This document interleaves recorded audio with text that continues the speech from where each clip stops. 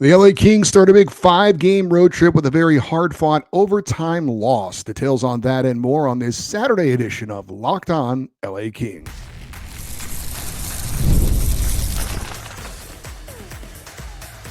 You are Locked On Kings, your daily podcast on the Los Angeles Kings, part of the Locked On Podcast Network, your team every day. Hey, Kings fans, welcome to Locked On LA Kings, part of the Locked On Podcast Network, your team every day. Thanks for making Locked On LA Kings your first listen every day. We are free and available wherever you get your podcasts and on YouTube. I'm Eddie Garcia, your host of Locked On LA Kings. I've worked in sports media for the past 30 years, also co-host of the Puck Podcast, a weekly NHL review show that's been putting out content for the past 18 years, and a passionate LA Kings fan for over 30 years. Today's episode is brought to you by Gametime. Download the Gametime app, create an account, and use the code LOCKEDONNHL for $20 off your first purchase. Well, the LA Kings started a challenging 5-game road trip in Columbus Saturday night to face one of the feel-good stories in the NHL this season. After the tragic death of star Johnny Gaudreau before the season, the Blue Jackets have been one of the more pleasant surprises in the NHL, currently holding down a wildcard spot in the Eastern Conference playoff race and playing some of the best hockey of any team in the last couple of months. Kings were coming off a hard-fought 2-1 come-from-behind win over the defending Stanley Cup champion Florida Panthers back in Los Angeles on Wednesday. As for the lineup for the LA Kings in this game in Columbus, it would be a typical kind of setup, but it would include a player who's been out for a few games, and it would be the 12-6 setup for a second straight game. So 12 forwards and 6 defensemen. Andrei Kopitar centering the top line with Adrian Kempe and Alex Turcotte. The second line, Quinton Byfield centering Trevor Moore and Warren Foegele. The third line would have Phillip Danault centering Kevin Fiala and Alex Laferriere back in the lineup after missing 4 games due to injury. And the fourth line would have Samuel Helenius centering Tanner Jeannot and Trevor Lewis. The 6 defensemen would be Mikey Anderson and Vladislav Gavrikov on the top pairing, Joel Edmondson and Jordan Spence paired together for a second straight game, and Jacob Moverar and Brandt Clark paired together for a second straight game. No Drew Doughty yet for the LA Kings, but he is on the road trip, and apparently there is a chance he could play in either Florida or Tampa Bay. Not expected to play in Detroit, but we'll see, but he is closer to making his season debut coming back from that broken ankle. Darcy Kemper would be in net, and David Riddick would serve as the backup goalie. So what's the big question going into this game for me? Would the Kings start off this tough road trip on a high note? Well, the Kings started well in this one as we look at the game summary. They had good time in the zone, in the offensive zone, some decent looks, but Columbus was the team that grabbed the early lead 1-0 behind star defenseman Zach Werenski, firing a wrist shot off the rush. However, the Kings would respond fairly quickly with Phillip Danault getting a much-needed goal, and we were tied at 1-1 after one. Kings were the better team in the first period, outshooting Columbus 12-5. We would have a scoreless second period, although the Kings had the best chance to score on a Blue Jackets power play. Adrian Kempe with a breakaway, but unfortunately just shot it wide. The Kings were looking to get the lead in the third period, but it was Columbus who would take the lead, reclaim the lead with a wrist shot through traffic. So the Kings again found themselves down by a goal. And it looked like LA was going to tie it up on an Alex Laferriere goal in his first game back. However, the Blue Jackets would challenge for the play being offside, and replay showed that Phillip Danault entered the zone just before Kevin Fiala carried the puck over the blue line. So the goal was waved off. Down 2-1. 3 minutes and 9 seconds left. Jim Hiller decides to pull goalie Darcy Kemper for the extra attacker. It would be a bit of a bold move, but it would pay off as Quinton Byfield would score the equalizer with 1 minute and 5 seconds left to tie up the game at 2-2. We would go overtime where the Blue Jackets would score after get a hard-fought loss for the LA Kings. We'll give you the details on how they scored in overtime coming up. But 3-2, the Kings lose, dropping to 26-14-6 on the season. They're now 2-6 this season in games that go beyond regulation, 2-5 in overtime games. Kings also dropped to 11-11-5 on the road this season. They do get a point out of it for 58 points now in 46 games. As for the game stats in this one, the Blue Jackets win at 3-2 in overtime. Shots on goal favored the Kings 33-24. The power plays, each team going 0 for 1. Faceoffs favored the Kings 30-22. Hits favored Columbus 25-21. And block shots favored the Blue Jackets 23-13. So, what was good from a team standpoint for the LA Kings? A lot. The Kings were the better team in this one. I'm not saying they dominated the game, but I think they were pretty clearly the better team.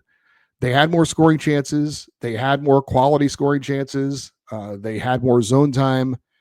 They played with energy. They played with aggressiveness, and frankly, deserved a better fate.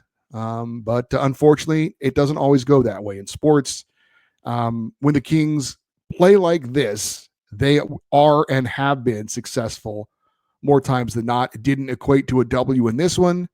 I really don't have much of an issue with the way the Kings played overall. There's always things you could do better, and yes, there were missed opportunities, but still, I thought a very solid all-around effort, generally speaking, for the Kings, and a great effort in the final minutes to get that game-tying goal, and we'll detail exactly how that went down if you missed it coming up. What was not so good from an LA team standpoint? Well, I guess attention to detail. There were some quality chances where the Kings just missed. Obviously, they had the offsides that erased a big goal.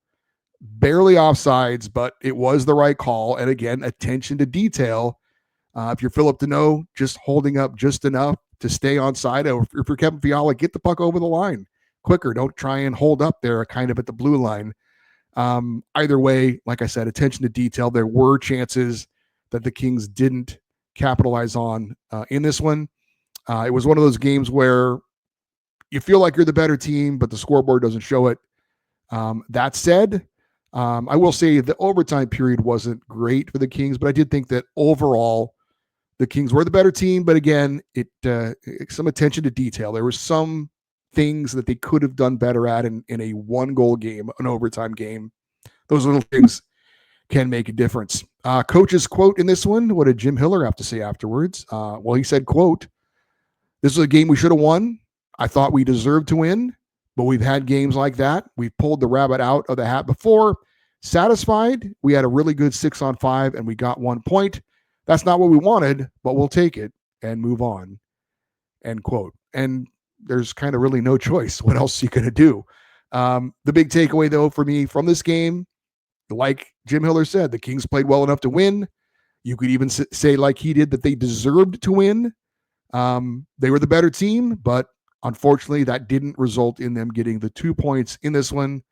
Hopefully, they can take the positives out of this game, which were many, and polish up the few negatives in this one. Like I said, the attention to detail, doing some of those little things. Obviously, finishing on a couple of opportunities. I mean, when Adrian Kempe gets a breakaway, you just almost automatically chalk that up. Unfortunately, that wasn't the case. He's been so good all year, though. It's hard to be, dissatisfied with, the one time when he comes up short in this one. So I guess a little bit of more of a polished effort. The effort was certainly there. The way they fought, the way they battled was there, but just a little bit cleaner, maybe here and there, and that could have resulted in the 2 points and not just the one. So hopefully they will take that with them as they head to Detroit to face their old coach. We'll talk about that a little bit more coming up. Up next, we will look at the individuals who shined in this game for the Kings against the Blue Jackets, and maybe those that didn't. That's next here on Locked On LA Kings, your team every day. Those of us that live in Southern California are so lucky. We got so many opportunities to see live events, not just sports, but of course there is sports. But you also have theater events, concerts, and comedy shows to check out. And when you check them out, no matter where you are, you need to do what I do, and that is use Gametime for all my ticket needs. Gametime has a new feature called Gametime Picks. It makes getting tickets for live events even easier. Gametime Picks filters out the fluff, shows you the incredible deals and great seats, and you don't have to waste your time sifting through thousands of tickets to find that right seat for you. The all-in pricing feature shows you the total up front. You've got no surprise fees at checkout, and you'll get the lowest price guaranteed, or Gametime will credit you 110% of the difference. Take the guesswork out of buying tickets with Gametime. Download the Gametime app, create an account, and use the code LOCKEDONNHL for $20 off your first purchase. Terms apply. Again, create an account and redeem the code LOCKEDONNHL for $20 off. Download Gametime today. What time is it? Gametime. All right, let's get into some of the individual players for the Kings in the 3-2 overtime loss in Columbus to the Blue Jackets. As always, we start with the netminder, and that would be Darcy Kuemper. He allowed 3 goals on 24 shots. And I won't go so far as to say he had a bad game, but I don't know, not exactly what we're used to seeing from Darcy. He wasn't as good as he normally is. The first goal he let in, it was a laser beam of a shot from one of the top defensemen in the NHL, Zach Werenski, right into the top corner of the net. But it was from some distance. It was shot from Werenski's left to his right. He was on the left side of the ice. He shot it up into the right corner. So for Kuemper, he's looking at him on his right side. The goal went over his left shoulder into the net.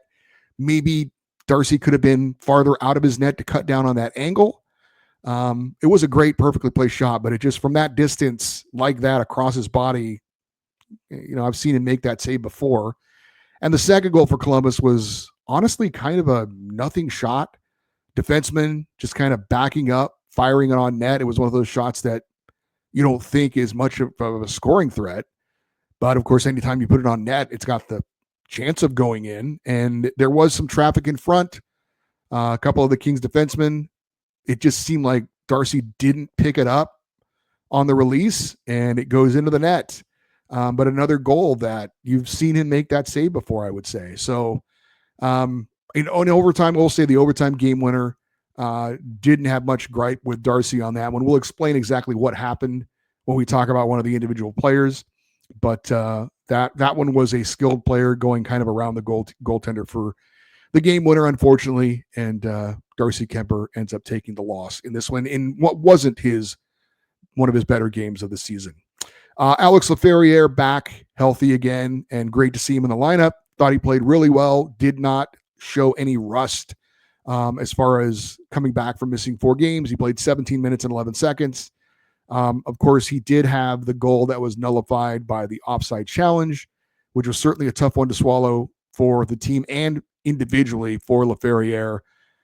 In the end, yeah, it was the correct call, but it was a shame that such a great goal was wiped away. Jordan Spence had a shot from the point. It deflects in front, and Laferriere is there for the rebound, and he puts it in the net as he's being checked to the ice as he's going down. Great effort.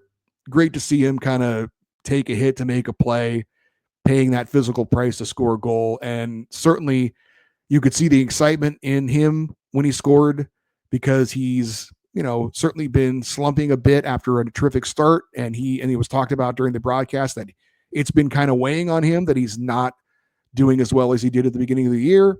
So it seemed like not only was it an important goal in the game, but an important goal for Alex Laferriere.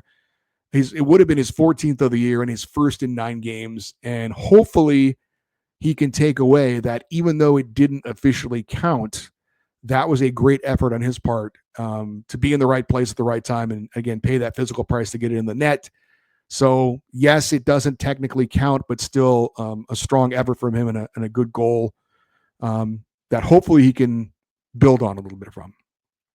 Adrian Kempe had his 4-game goal-scoring streak snapped, but he had some glorious chances to make it 5 games in a row the goal, and maybe his night was a little bit indicative of how it went for the Kings, in that there were a lot of good things from Adrian Kempe, but just a couple of times he had chances to finish and didn't.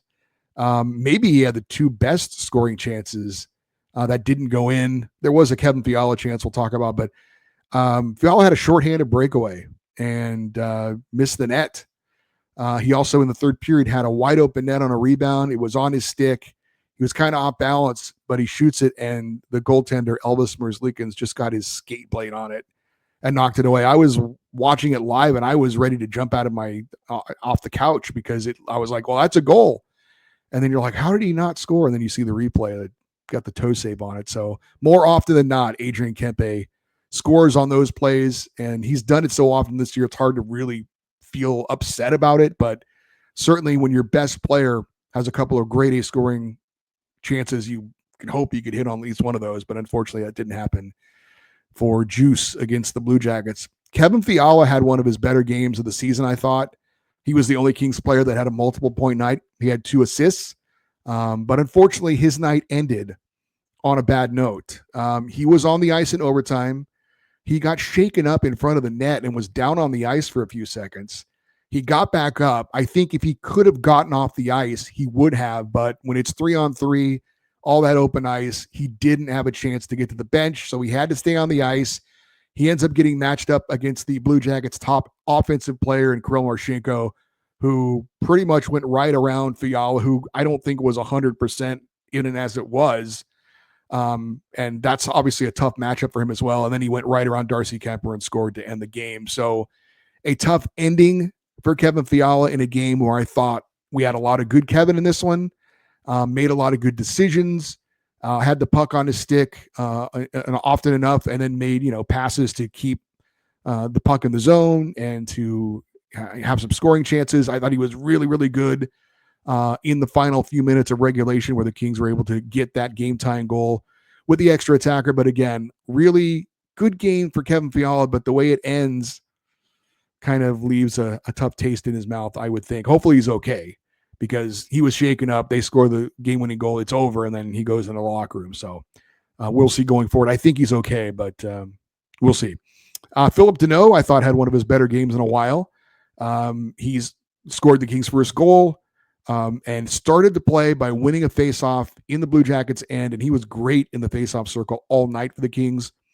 The puck goes to Kevin Fiala. He puts a quick shot on net, and right after he won the faceoff, Deneau goes straight to the net. And he's there for the rebound, makes a move around the Columbus netminder and scores. Nice goal for Philip Deneau. Hopefully that gave him some confidence going forward as well. Jordan Spence, solid game for the Kings defenseman. I thought particularly in the offensive end, had a lot of shots on net, had a point shot that did result in the rebound for the Alex Laferriere goal, which unfortunately didn't count, but still. And again, like Kevin Fiala, in the final minutes of regulation, he really stood out, had a couple of great jobs holding the puck in the zone to keep the Blue Jackets, I won't say penalty killers, but the defense out there in their zone, keeping them, preventing them from getting a line change. And they were just worn out in the end and, ended up allowing that goal to tie it up and the LA Kings getting a point. So great job by Jordan Spence on the point, holding the puck in the zone. Quentin Byfield had his usual energy. Thought he played a good defensive game. And in the final minutes, he was the man who was in front of the net to get the rebound and put in that game-tying goal. So right place. That's where you're supposed to be, especially when you get the extra attacker out there. And he was there for the rebound to put it in, his 10th goal of the season. As far as the individual leaders from the game against the Blue Jackets, Quentin Byfield and Philip Deneau had the Kings' goals. Kevin Fiala, 2 assists to lead the way. Alex Laferriere had 1. Adrian Kempe, Andrei Kopitar, and Jordan Spence were all a +1 in the game, while Deneau, Fiala, Mikey Anderson, Joel Edmondson, and Jacob Movarar were all -1. In the game, Adrian Kempe led the Kings with 5 shots on goal. Joel Edmondson led the Kings with 3 block shots. Samuel Hellenius, Tanner Jeannot, and Jordan Spence each had 3 hits to tie for the team lead. Mikey Anderson led the Kings in ice time, 25 minutes and 19 seconds. And Philip Deneau was the Kings' best player in the faceoff circle, winning 10 faceoffs and losing only 4. The Kings had one of the best moments of the season with an incredible effort late in the game. We're going to detail that next here on Locked On LA Kings, your team every day. From the first whistle to the final drive, FanDuel makes the NFL playoffs even more exciting. Right now, new customers can bet $5 and get $300 in bonus bets if you win your first bet. That's $300 to keep the action going. The FanDuel app is easy to navigate and has a variety of bets that keeps the games exciting. Plus, when you win, you get paid instantly, no waiting around for your winnings. Whether you're betting on your favorite team or just looking to add some excitement for the playoffs, FanDuel has got you covered. We're down to the Final Four in the NFL. Coming up on Sunday, it is the championship games for the AFC and the NFC. Eagles are 6.5-point home favorites against the Commanders in the NFC title game. The Chiefs are a 1.5 favorite against the Bills in the AFC championship. Just visit FanDuel.com to join today and get started with $300 in bonus bets. That's FanDuel.com. Make this playoff season unforgettable with FanDuel, the official sports book partner of the NFL. Well, if you didn't see the game, you missed one of the best moments of the season for the Kings. 3 minutes and 9 seconds left in the game. And head coach Jim Hiller made a bit of a bold move and pulled goalie Darcy Kemper with the faceoff in the Columbus end, giving the Kings the extra attacker trying to tie this thing up. And typically in a 1-goal game, you'll see the coach pull the goalie with about a minute and a half left, not 3 minutes left. So certainly a little bit bold by Jim Hiller, and the Kings made it pay off as they kept the puck in the Columbus end for 2 minutes and 4 seconds. They won the faceoff with 3:09 to go, and Columbus never cleared it. And they scored with 1:05 remaining in regulation. That was amazing work from 6 players. I thought in particular, Kevin Fiala and Jordan Spence were kind of above and beyond. But you had Adrian Kempe, Anjay Kopitar, Quentin Byfield, Alex Laferriere out there with them as well. First time this season, the Kings scored a goal with the extra attacker late, which is kind of amazing that they would be so dominant in this when, of course, their power play with the extra attacker has been anything but this season. But that was amazing if you saw it again, to hold the puck in the other team's zone for 2 minutes and 4 seconds. And again, multiple times making really nice plays to hold the puck in the zone, eventually ending up, they wore down the Blue Jackets. Those guys were dead tired by the end of those 2 minutes. And they were able to use that extra man for the advantage and tie it up and get a point out of it. Great moment for the Kings this season. This is going to sound a little bit like sour grapes, but I don't care. I am sick of these stupid offsides reviews.